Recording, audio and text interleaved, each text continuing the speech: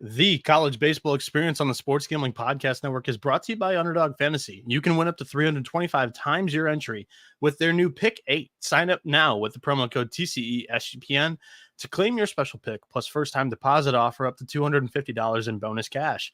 UnderdogFantasy.com, promo code TCESGPN.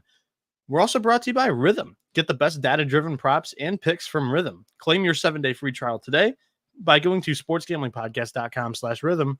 That's sportsgamblingpodcast.com/RITHMM.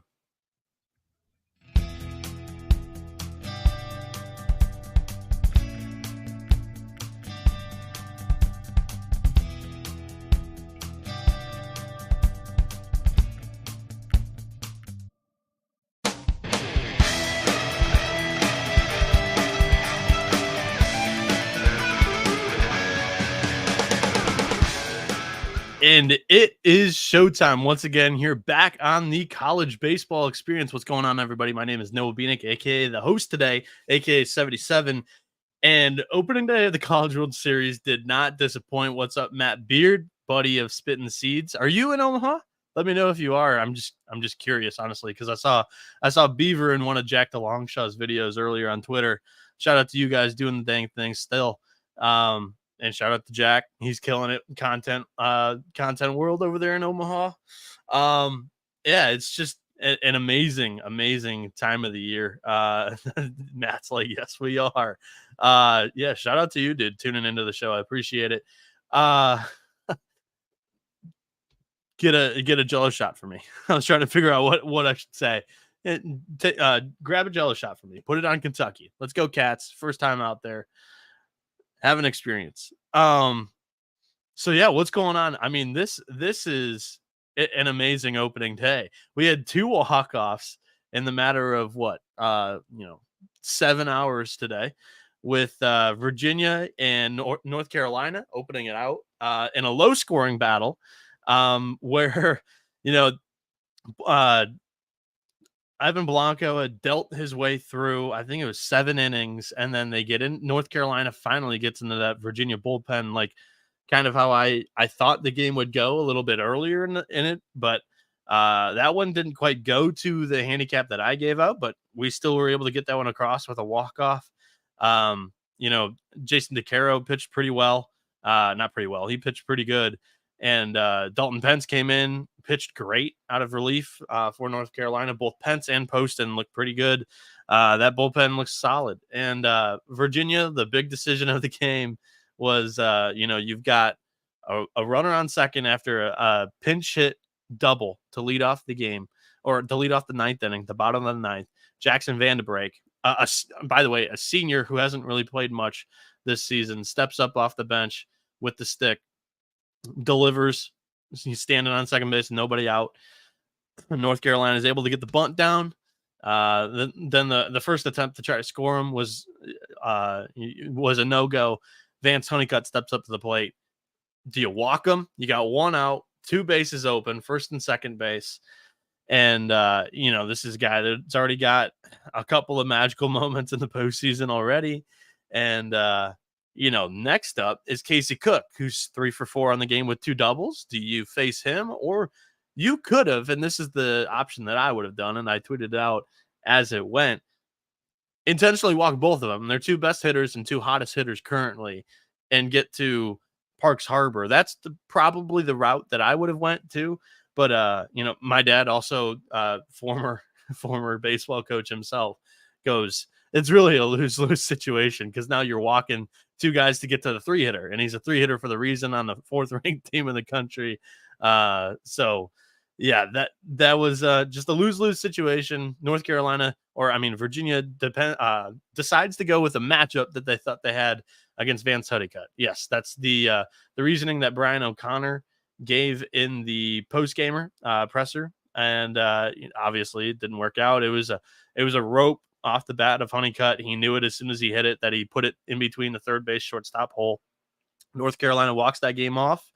The Tar Heels were my lock for the opening round, both first and second day. We were able to get that one across in the first game.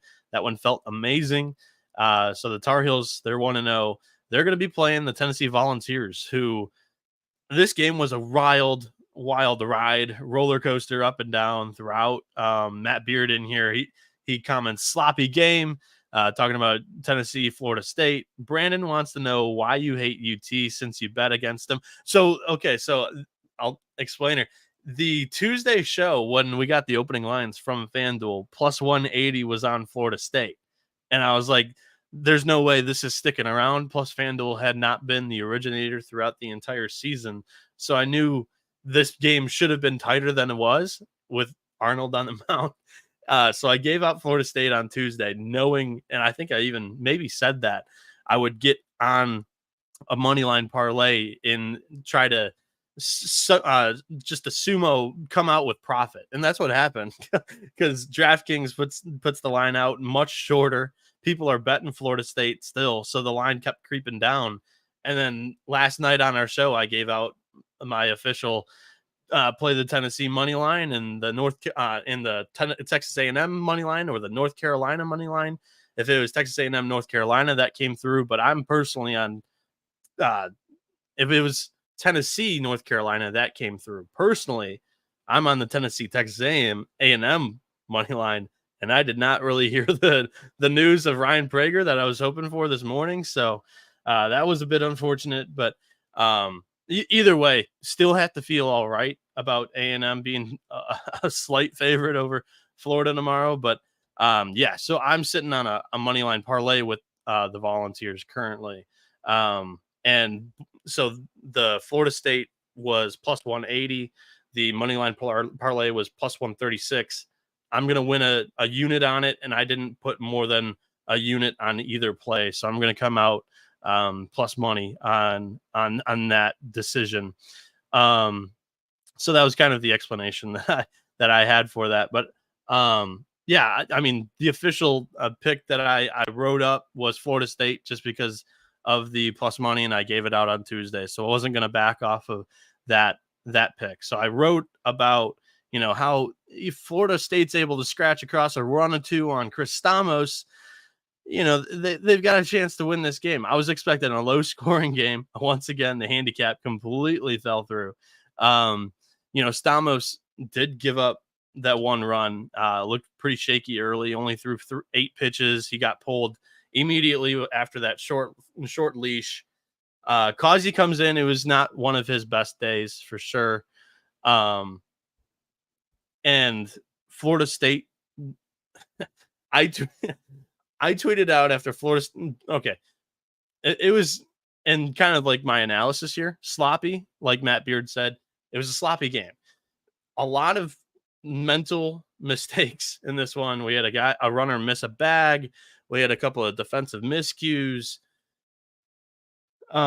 Florida State drops a ball on a double play.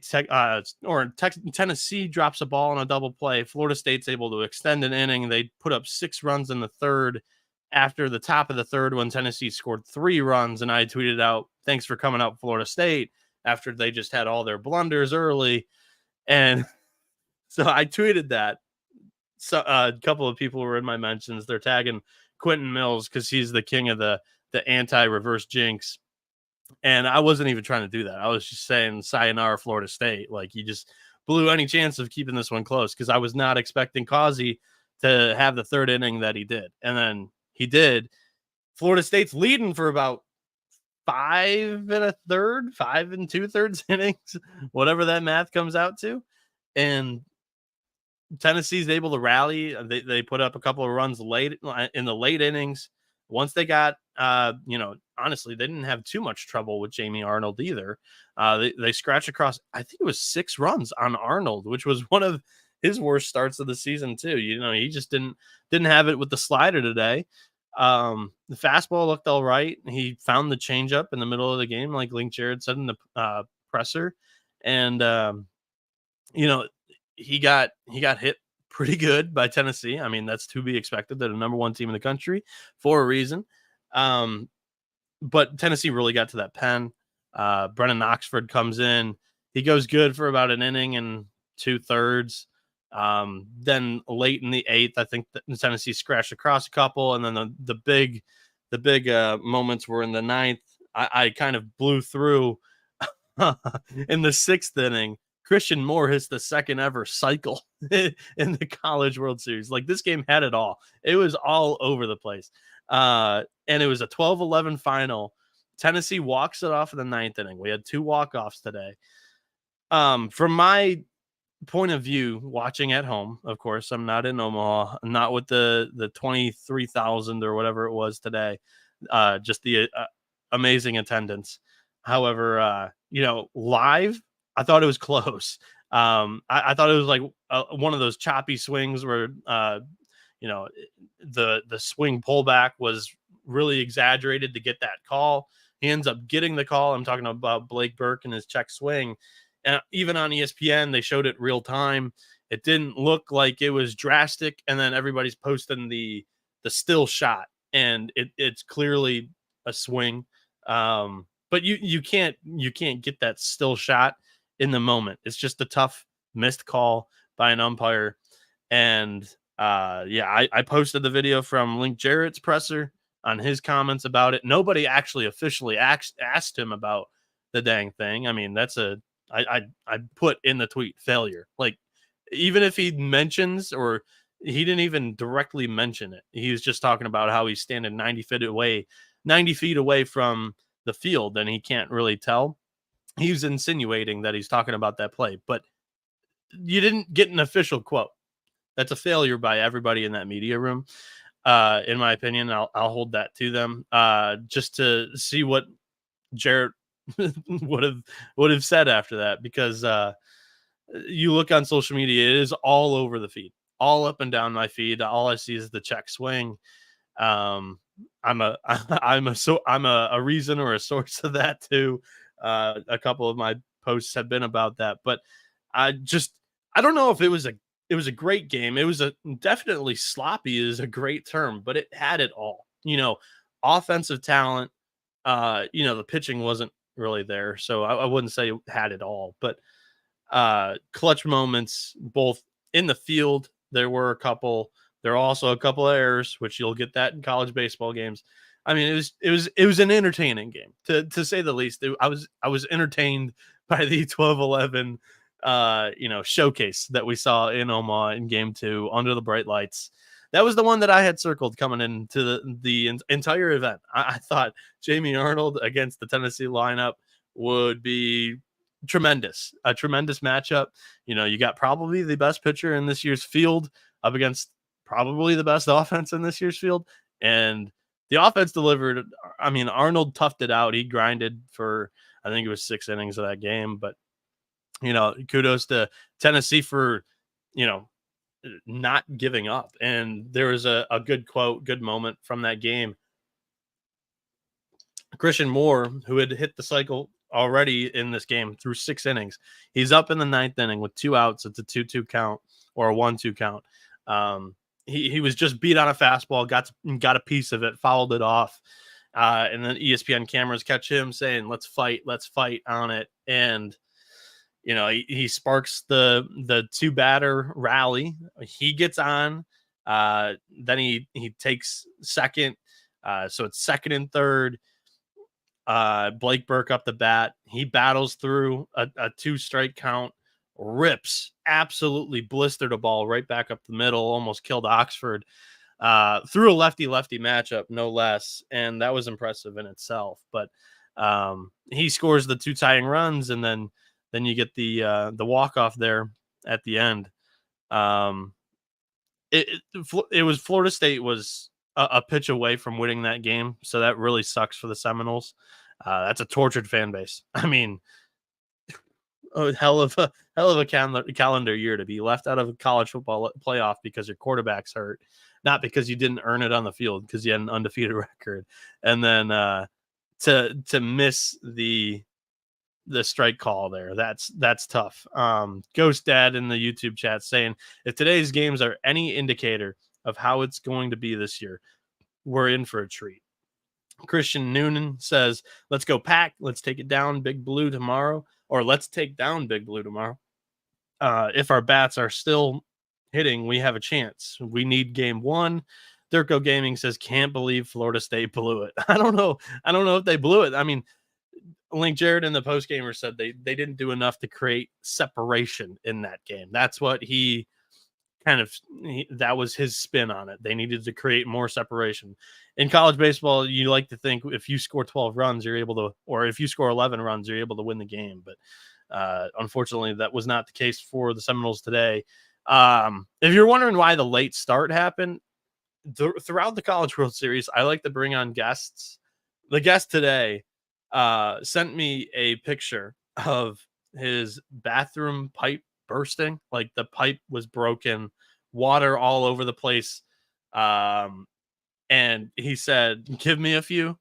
I waited 2 hours. He hadn't responded to me. So that's when I just decided to hit live on today's show. If the schedule works out, I might have him back on. This isn't the first time that I haven't had a guest when I had a scheduled guest for one of these College World Series shows. It's just the way some things go. And I respect this one for sending me a picture, at least, of the excuse that he used. And I believe him like I do for most of the guys. But it's just the way it is sometimes. So that's the reason why the late start, as I'm going here at 1:23 a.m. That's not normally going to be the case throughout the College World Series. Usually I like to be 10 to 15 minutes after the game. I watch the presser, I come into the show, and I talk about the games with our guests for the College World Series. Today, it just wasn't quite the David, you're in the YouTube chat. He's asking what flavor seeds today. It's Chinook. Every day of the week that ends with Y, I'm eating Chinook seeds. Like Matt Beard in here earlier, at least. I don't know if he's still in here. They have absolutely sold me on the product. And it's not, I'm not even sponsored by them. I swear by it. I was a bench warmer in college baseball. All I did was eat seeds for 3 straight hours. And my go-to was Biggs back then. And my mouth would just be so raw from gnawing on seeds for 3 hours straight. And these guys are killing it with the low sodium. And you just don't. I'll eat an entire sampler of this thing, and I'm still saying I don't know if it's enough. It's honestly to keep me at bay and keep me in check from eating an entire whole bag. But I wake up the next day and my mouth is still fine. It used to be so raw. But I mean, we've got 2 more. Somebody said it in the group chat, or on not the group chat, the YouTube chat. Ghost Dad. If today's games are any indicator of how it's going to be this year, we are in for a treat. We've got 2 more great games here for tomorrow in round 1 of the College World Series. Before we get to that, though, Circa announced that they're giving away $16 million in guaranteed prizes for Circa Survivor and Circa Millions. Sign up today in Vegas and play from anywhere with footballcontestproxy.com. Promo code SGP to get $50 off. That's footballcontestproxy.com. Promo code SGP. Underdog Fantasy also has their Pick 8 format now live here for the NBA Finals. You can create entries up to 8 picks, and Underdog will automatically double flex entries. So you can miss up to 2 picks and still win your entry. With more picks to make and extra ways to win, the excitement is higher than ever. The best part is that you can win up to 325x your original amount. You can now use these specials and boosts. You can now use specials and boosts in the flexed entries. So don't miss your chance to try it out before it's gone. Sign up today with the promo code TCESGPN to claim your special pick plus first-time deposit offer up to $250 in bonus cash. UnderdogFantasy.com, promo code TCESGPN. Later in the show, when the game calls for it, we do have Underdog player projections today for college baseball for the College World Series. Over there on Underdog Fantasy, it's under the tab CWS. We've got them for the NC State Kentucky game, and then we've got them for the Texas A&M Florida game. So I've got 1 pick for each, making it 2 picks. You can use that as your entry, or you can create up to the 8 pick entry to try to win 325x your money. So game 1 today. Let's not waste any more time here. We've got North Carolina State, NC State plus 114, Kentucky minus 145. The total is 9.5, minus 115 both ways there. NC State plus 1.5 is minus 150. Kentucky minus 1.5 is plus 120. I forgot to pull up my notes here for the pitching stats that I already had prepped. So give me 1 second to do that. But we've got Trey Poozer up against Sam Heifel. Trey Poozer for the Wildcats, Sam Heifel for NC State, the Wolfpack. Poozer's been really good as of late. Sam Heifel, kind of the opposite. I'm pulling it up on my tablet here because I didn't have it ready on my computer, and my computer's old. So if I were to try to open up any new window, it would completely bog down the computer. So I apologize for the quick stall. I can't believe I did that, but it is what it is. All right. So Kentucky going with Trey Poozer, the right-handed pitcher, grad senior, 7-1 with a 3.46 ERA, 79 strikeouts, 33 walks, and 83.1 innings with a 3.78 Sierra. In the postseason this year, that's counting SEC tournament, then it's going into the regionals, super regionals. He has a 0.47 ERA. So he's been outstanding in his last 3 starts. For NC State, it's Sam Heifel. The graduate senior right-handed pitcher is 7-2 with a 5.02 ERA, 75 strikeouts, 41 walks, and 80 innings on the season with a 4.50 Sierra. And just recently, he has not been too great. I've got he has a 6.37 ERA in his last 5 starts. I don't know if that's currently correct. That's my notes from the last tournament. I didn't update this apparently. So I'll get that updated right now because we've only got 2 games. I'm going to make sure that I get this right.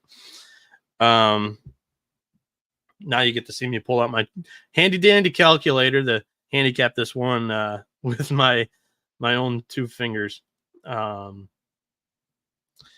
it would be his last 6 starts now. They have not been sharp. We've got 3, 9, 12, 15, 17 divided by, we got 8, 12.1, 16.2, then 28.2 innings.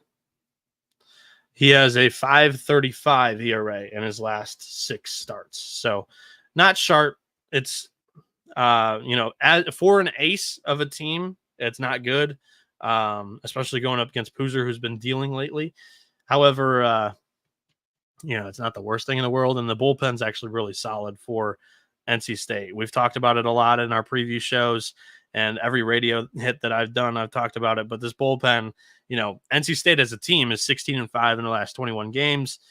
The bullpen trio of young arms, Jacob Duden, Derek Smith, Cooper Consiglio, they all have a combined ERA of 2.36 in that 21 game span. So NC State just needs a little bit of length from the first starter here with Sam Heifel, and then hand it over to that really good bullpen. They can just use those same 3 guys throughout the tournament because of the day off in between a lot of these games. I just think I like the Wildcats offense. I think they'll be able to put up some runs early in this one. Overall, I mean, you got the total of 9.5. This is going to be a low scoring game. I think I would lean towards the over, actually. That would be my pick, would be the over 9.5 in this one. I do think Kentucky's going to scratch across a few runs. NC State's going to fight as well. I mean, they've got a lot of momentum coming into this game. I think they're going to have a handful of runs in this game. I kind of lean towards that over 9.5. We have Avetta who came through today. So she works with better weather, and she does amazing with the information she sent me. So tomorrow they're expecting around 15-mile-an-hour south wind breeze with high gusts, rain in the morning. So the grass is going to be pretty dewy in this game. Actually, they have a tarp over it, but in the outfield, could be dewy. Should be moved out by first pitch, talking about the showers there, but could still see some passing rain throughout the day. So that's our weather report. I really appreciate it. Shout out to Avetta. She does great things over there, and she's an avid college sports fan. She's in Omaha for this week as well, or will be. I don't know if she's in there right now, but I'm on Kentucky. I think they put up the early runs in this one. I think they'll be able to sustain a lead with that bullpen of theirs as well. A big part of it, Robert Hogan for Kentucky, and Johnny Hummel. I think those two will be able to keep this one within check. Kentucky at minus 145. I think that's a great play for this Saturday slate of games. I would honestly say, just after we saw these two games be really close, NC State plus 1.5 is probably the right pick. And I like the over 9.5 in this one. For the underdog player projection that I like the most, or not the most on the day, but in this one, so Nolan McCarthy is on the board. If you remember from the super regional game that Kentucky clinched against Oregon State, Nolan McCarthy came out of the game. He removed himself from the game with a hamstring injury. Very tricky injury. I do think he's going to be good to go in this game, but if it flares up during the game, it's still fresh within what they played on Sunday. So 5 days of rest on a trick hamstring. You never know. But also, it's not just that only. That's a part of the handicap. The other thing here is on the lower than 1.5 total bases. That's what I'm going with Nolan McCarthy. This is hitting 9 of his last 14 games. So he's just one with the hamstring injury. Will he be able to stretch into a double on a single into the gap? Is he going to be able to take that extra base? He is a speedy fella. He's the center fielder for this team. God, I don't even know if he's confirmed to play. We don't know the lineups, of course, but just the overnight player projections here, I would go with Nolan McCarthy lower than 1.5 total bases, not only because of the injury scare, but because we have a really good trend here of it hitting in 9 of his last 14 games. Before we get to the second game of the slate here, I got to make a little bit more money. We're going to talk to you about Rhythm. If you're using or if you're betting on NBA player props, then you need to download Rhythm. Rhythm is a prediction and projections app that makes data and analysis and analytics in sports betting easy for everyone. Rhythm's predictive models were born from the brains of MIT data scientists and quants with over 3 years of data that help drive you to better AI-backed betting decisions. Prop predictions are paired with trend graphs so you can see for yourself whether or not the projection has meat, making betting easier for sports bets or DFS picks. One of the things I like to do with Rhythm is use it I just read this thing verbatim. From superstars to bench players, Rhythm finds the best player props for player prop lines, all backed by best in class data. I've butchered this read. I apologize. All backed by best in class data without you needing to endlessly scroll a sports book or look at multiple sites for trends and predictions. Claim your 7-day free trial today by going to sportsgamblingpodcast.com/rhythm. That's sportsgamblingpodcast.com/RITHMM. We're also brought to you by Game Time. Game Time is now authorized ticket marketplace of Major League Baseball, which makes getting tickets even faster and easier. Prices on Game Time app actually go down the closer it gets to the first pitch.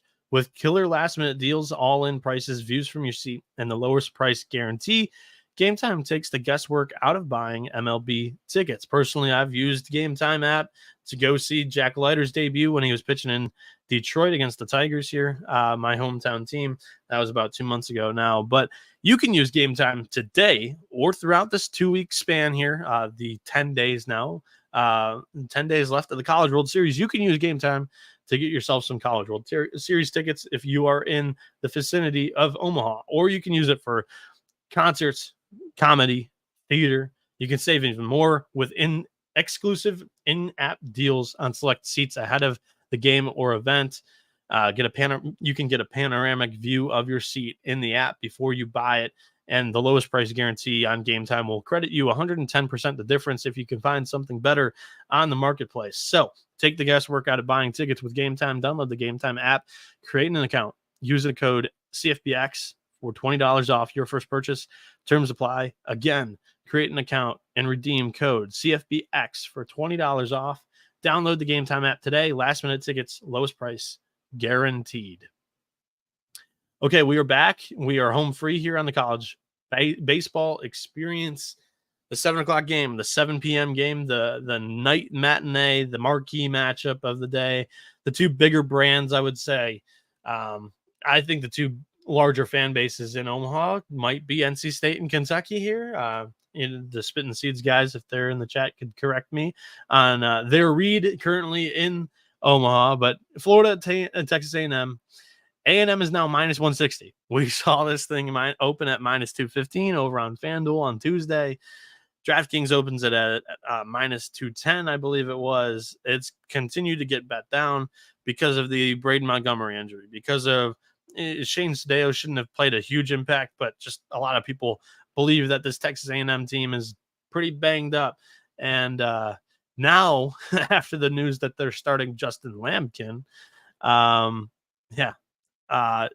even after Schloss was talking about Prager yesterday in the press conference, he's starting Justin Lamkin. That's the buzz in the college baseball space, that Justin Lampkin's getting the ball here. It's now down to minus 160 on DraftKings. Florida plus 124 with Liam Peterson, the freshman, on the mound. Total set at 11, minus 150 in both ways. Texas A&M minus 1.5 plus 105. Florida plus 1.5 minus 135. Okay, let's dive into this, right? So, going into the matchup, I don't know if either team really has the advantage. For Florida, Liam Peterson on the bump. He has not been sharp lately. He got chased very, very early in that Clemson game. It's a 6.21 ERA in his last 3 starts, all of them being postseason starts. You're looking at the SEC tournament, regional matchup against Nebraska, and then the super regional matchup against Clemson. 6.21 ERA there. On the season, it's still not great. The freshman's 3-4 with a 5.97 ERA, 72 strikeouts, 36 walks, and 60.1 innings with a 3.77 SIERA. And going up against him is Justin Lamkin, sophomore left-handed pitcher, 2-2 on the year, 5.73 ERA, 71 strikeouts, 19 walks, and 55 innings. He does have a 2.74 SIERA, which is certainly eye-opening, as some of the underlying data on just how hard he's been hit so far this season. It's taken into account balls in play, not just the home runs, not just the walks, not just the strikeouts, balls in play. So ground balls, fly balls, how much damage is actually being done against Lamkin that he can control. He's actually been all right this season with a 2.74 SIERA. His last 4 appearances, though, if you're looking at just straight ERA, is not good. Some of them in relief, some of them in start. He just really hasn't had the belief and confidence in, 1, his coach, 2, the fan base, 3, the team. Now he's getting the ball in Game 1 of the College World Series. That's certainly something. And Liam Peterson getting the ball in Game 1 of the College World Series as a freshman, certainly something. And 12.56 ERA in his last 4 starts for Justin Lamkin's not great. 6.21 ERA in the last 3 starts, all in the postseason for Liam Peterson's not great. Let's go with the over. It's sitting at 11. We just saw the second game here today put up 23 total runs. Florida and Texas A&M's offense is capable of doing that. This one was at